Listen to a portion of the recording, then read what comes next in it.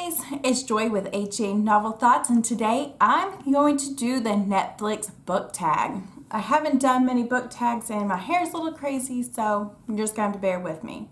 I will link down below the original Netflix book tag. I don't know who did it because I didn't actually look at it, but I plan to, so yes. The first question is, recently watched the last book you finished reading. I've just finished A Piece of My Heart by Tegan Hunter. I will add a picture right here, and it's just a really cute book. It's an easy read, not a lot of drama. It's a friends to lovers, second chance-ish romance.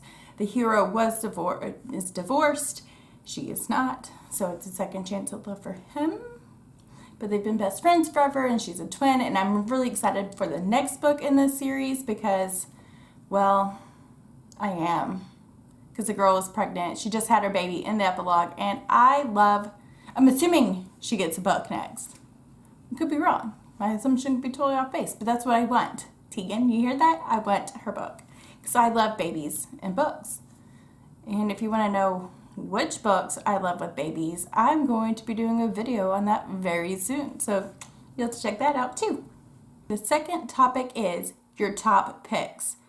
A book or books that you have been recommended to you based on books you've previously read. So my friend Allie said that I need to read Waiting for Wren by Kate Bateman because I love romantic suspense. I am addicted to love and murder. So she said if I love and murder, then I need to read these books. So I'm going to read it. Apparently there's 11 books in this series. 11 books in this series. So I will definitely be checking it out one day. Don't know how soon, but I promise I will read this book. I will read this book. The third question is, recently added, the last book that you bought. I just bought 2 books. The Honeymooners by Christina Lauren. Isn't that just beautiful? And look at the blue spine. I really loved this book. There's lots of drama in the end. The end is what sealed the deal. The beginning was a little slow for me, but the ending of this book rocked my world and I loved it. And I also bought Passion on Park Avenue by Lauren Lane at my last shopping trip, and I attempted to do a shopping vlog, but then I realized I talked too much and this thing would be like 40 minutes, and who really wants to watch me shop for 40 minutes and give you commentary on book after book after book? If you do want that, let me know, and I can spend my time editing it and let you watch it. Number 4, popular on Netflix, books that everyone knows about. 2 that you've read and 2 that you have no interest in reading. The 2 I am picking for the ones I've read is The Friend Zone, which if you haven't read it, it is one of the biggest, most popular romances this summer, and it is a must read. The cover is all cutesy and, oh, look how sweet this is. But it's not. I mean, sure, it's funny. Don't get me wrong. But this book will rip your heart out. You'll think, okay, I got through the worst of it. No, girl, no. Because she's going to rip it out again and again and again. But don't worry, you're going to love her ripping your heart out. I swear to you. And then, The Kiss Quotient. This was the Goodreads choice pick last year. And let me just tell you, it lives up to the hype. I was a little weary going in because a lot of times hype books I'm just like, I have really high expectations, but this one lived up to it. I loved everything about it. It was funny, it was cute, it was heart-wrenching. I'm noticing a trend here. I like heart-wrenching, even though I will tell you to your face, I hate angst, but I actually kind of like it. The 2 books that I have not read that are popular and everyone has read them, they are older. But I feel like as being a member of the romance community, I probably should have read them because it's what got a lot of people into reading romance, but I have not. And that is 50 Shades of Grey and Twilight. I've never read them. I honestly have no interest in going back to read them unless people tell me enough times that I need to read them that it would just give me a different perspective on things. I don't know. You'd have to try really hard to convince me that I need to read either one of those, because I haven't even watched the movies either. So, there you go. Those are my two. Number 5 is Comedies, a funny book. I'm going to go with Our Stop by Laura Jane Williams. I'm reading it right now, and it is hysterical. I've already laughed out loud and highlighted and screenshot to my friend, was like, oh my gosh, she did not just say that. It's not quite PG-13, but they're like dirty dating stories, experiences, and it's really funny.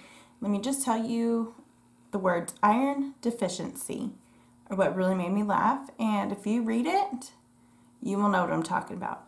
If you have already read it, I'm sure you will know, and you'll be laughing with me because it's good. Dramas, a character who is a drama queen. I'm going to pick Mel Strickland from How to Hack a Heartbreak. This book isn't out yet, but I think it will be soon. I think June or July. But, y'all, this girl is all about the drama. She is so dramatic that after bad date, instead of just sucking it up and going on about her day, because that's what most of us have to do, she goes on and creates an app to rate the guys she dates. And it ends up being this big online sensation, and everyone goes on and starts rating the guys. But I thought that was a fairly dramatic reaction to a bad date, and so she is our winner for our drama queen. Animated, a book with cartoons on the cover. For that one, I am picking Meet Cute by Helena Hunting. I just seriously love this cover, and it's one of those books just like The Friend Zone, where you think, oh, it's just going to be so cute and so funny. Oh. No. I had nightmares because one of the villains in this story. Typically, you don't really have a villain traditionally in romance, contemporary, but this woman was a villain, and I had a dream she was trying to take my child away, and it was just not cool. But I love the book. If a book can make you dream about it, you know it's good.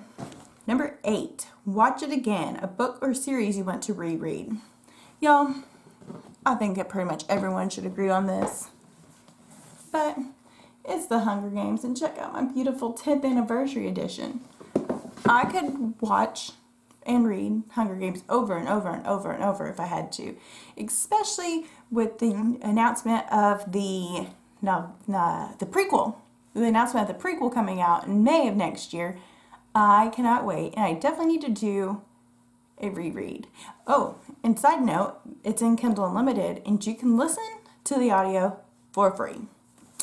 Pro tip for you there, baby. Number 9 is a docu-series, and if this was actually a Netflix recommendation and not a book recommendation, I would recommend The Bundy Tapes, because the man is a freaky, and it's crazy that no one knew.